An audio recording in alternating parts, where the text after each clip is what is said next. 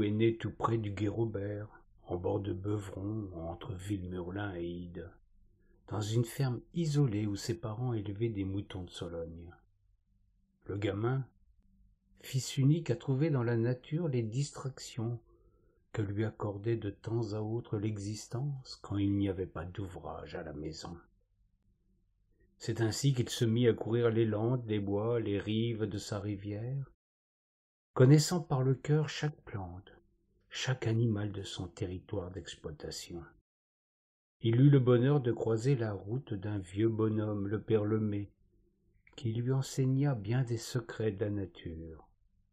Le vieux était un braconnier à la réputation sulfureuse.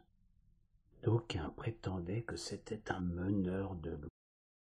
Il faut avouer qu'en cette époque lointaine, les loups couraient la lande et les bois de cette Sologne qu'on disait pouilleuse et parfois caillouteuse. La misère était le lot quotidien, tandis que les superstitions se nourrissaient d'une vie laborieuse et particulièrement difficile. Le loup dans pareil cas effraie tout autant qu'il explique tous les malheurs des pauvres gens.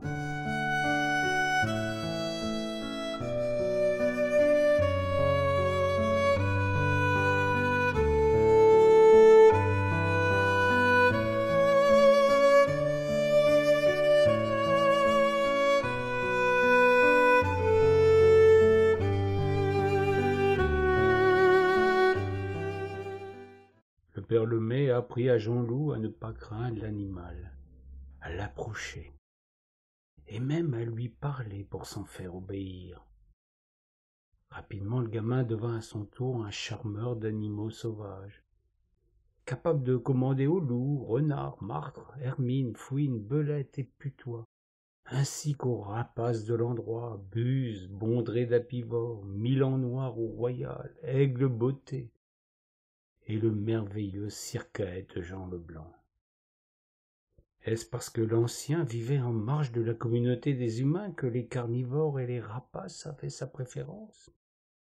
Nul ne pourra le dire avec certitude, mais force est de constater que c'est grâce à ses conseils que le gamin devint le plus redoutable pêcheur de brochets de la place.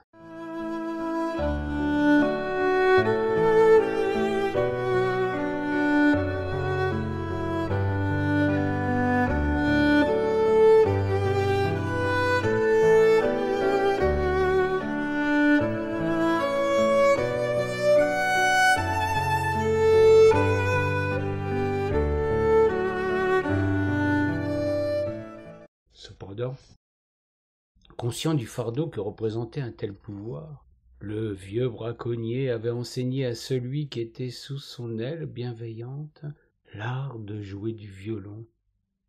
Père Lemay avait toujours caché qu'il était ménétrier, de peur qu'on prétende qu'il avait commerce avec le diable. Néanmoins, il songea qu'en faisant du gamin son élève, il lui fournirait l'occasion de briser la malédiction. Jean Loup devint rapidement virtuose. Une musique mystérieuse naissait sous ses doigts. C'est à elle que répondaient les animaux des marécages, des landes et des forêts.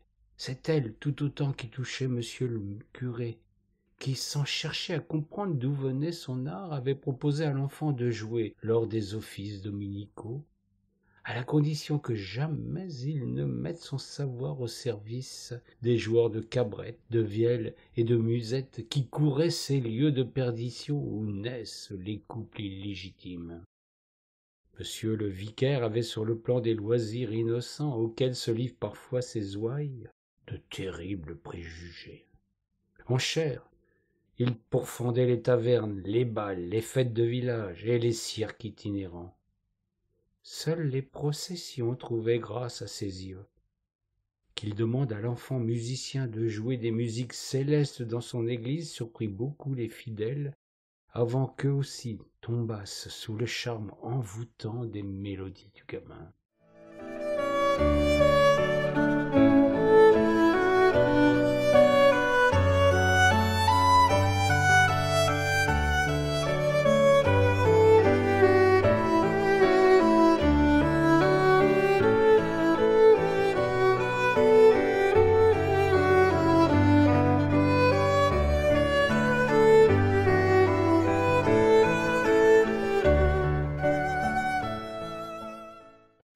n'expliqua jamais comment il avait trouvé un violon, instrument qui ne court pas les bois, ni de qui il tenait son talent.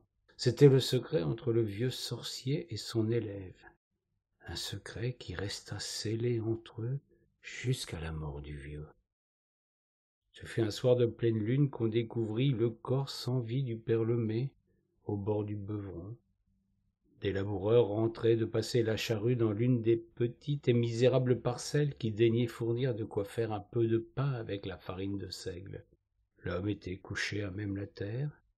À ses côtés, deux louvres l'encadraient, comme si les animaux avaient tenté de le réchauffer.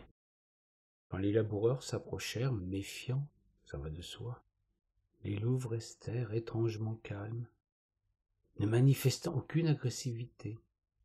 À la grande surprise de ces gens, ils n'éprouvèrent aucune crainte, tombèrent sous le charme de ce qui se passa sous leurs yeux. Les deux carnassiers se levèrent tranquillement, vinrent lécher affectueusement la face du défunt, puis s'en allèrent, majestueusement, d'un pas lent.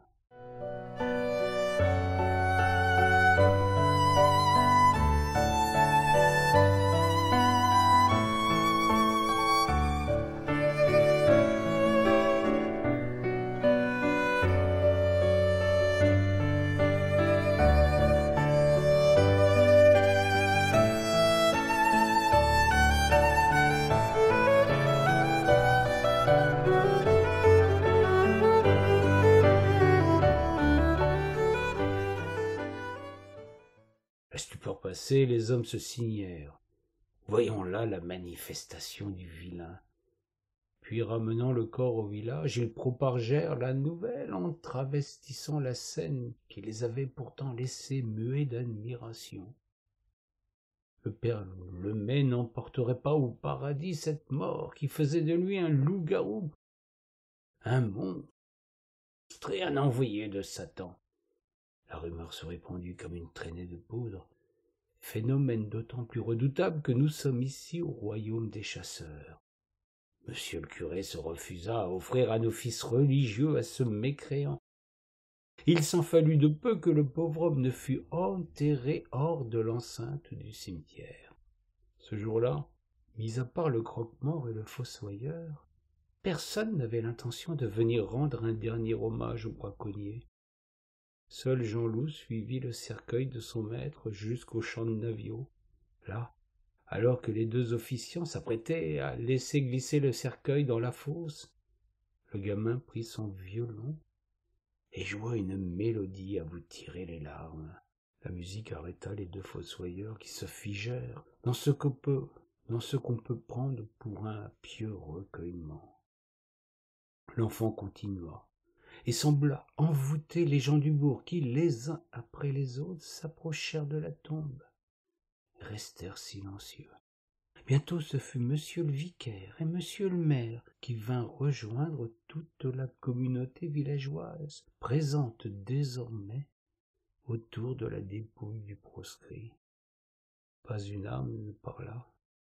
Il n'y avait jamais eu plus respectueux recueillement lors d'obsèques.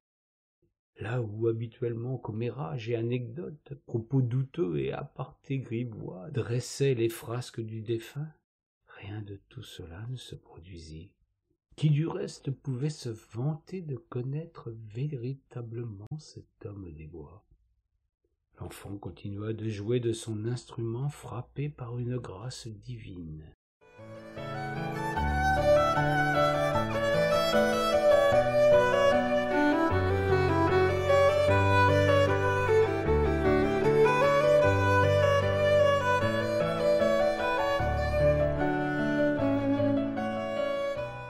C'est alors que les deux louves firent leur entrée dans l'enceinte.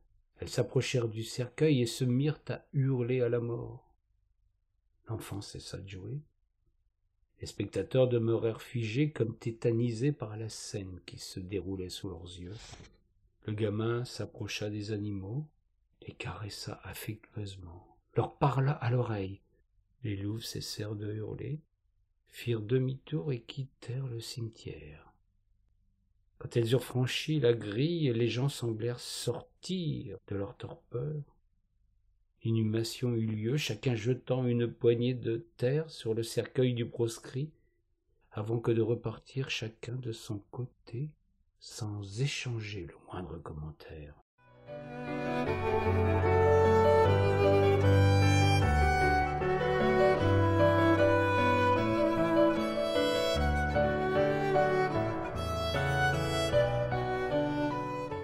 De ce jour pour lequel tous les participants furent frappés d'amnésie, il y eut cependant une modification notable dans la vie du bourg.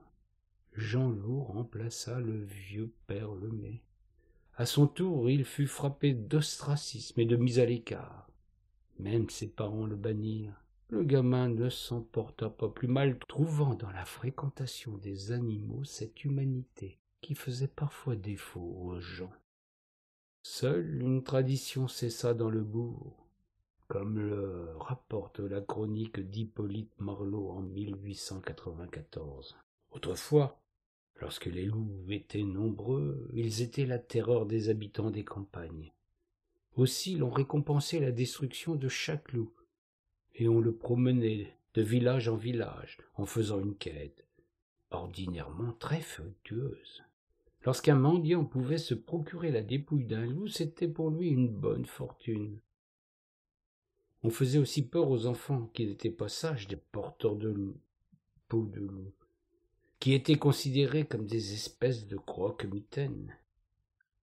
Nous avons vu des mendiants, à défaut de peau de loup, faire des quêtes couvertes de peau de renard, ou même des peaux de fouine ou de putois.